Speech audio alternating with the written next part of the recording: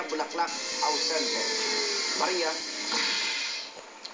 Yes, Igan, muling nakaantabay nga mga residente dito sa Noveleta, Cavite matapos muling humampas ang napakalakas na hangin na sinabayan pa ng napakalakas na ulan ngayong gabi. Hindi pa rin daw mahihimbing ang mga residente ng Noveleta, Cavite sa pagkagat ng dilim dahil sa laki ng mga along humahampas sa baybayin. Ngayong gabi, muling bumungos ang malakas na ulan na sinabayan pa ng matinding hampas ng hangin. Zero visibility sa ilang lugar nang maglibot kami. Ang mga inabot ng biyahe sa daan, hirap na naman.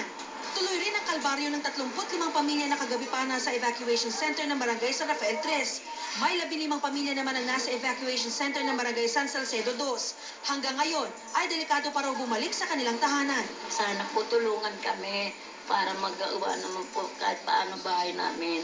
Nag-brownout din dito, gayon din sa ilang bayan sa Cavite. Pero dito sa bayan ng Rosario, sa ngayon ay 80% na raw ang may kuryente na. Napakaligalig at napakalakas nga ng hangin ngayon dito sa bahagi ng Barangay San Rafael 3 sa bayan ng Noveleta sa Cavite. Magtatanghali na ngayon pero halos nag-uumpisa pala ang bagyo. Halos open sea na nga itong lugar na ito at kailangan natin humawak dito sa bahaging ito ng poste dahil napakalakas talaga ng hangin, baka tangayin tayo. Kagabi kinailangan i-rescue yung nasa 35 mga pamilya mula dito sa barangay papunta doon sa mas mataas na bahagi ng bayan. Mahirap na daw kasi baka may masalanta pa at may mamatay dahil sa bagyong ito. Ang ilan nagbangka na, habang ang bus na ito pinababa na ang mga sakay. Isang bangkay rin ang naanod sa Barangay Kanluran sa Rosario, Cavite. Hindi pa natutukoy ang pagkakakilanlan ng labi. Pero hindi raw ito ang mga nawawala pang sakay ng barge ng AMGO Consult. Dalawa namang sakay ng barge ang natagpuan na. Sa Bacoor, Cavite, hindi rin ligtas sa baha ang mall na ito. Maging ang tubig sa kalapit na tulay, nagpantay na sa kalsada. Dahil sa baha, muntik na rin tumirik ang aming sasakyan sa gitna ng maladagat ng kalsada.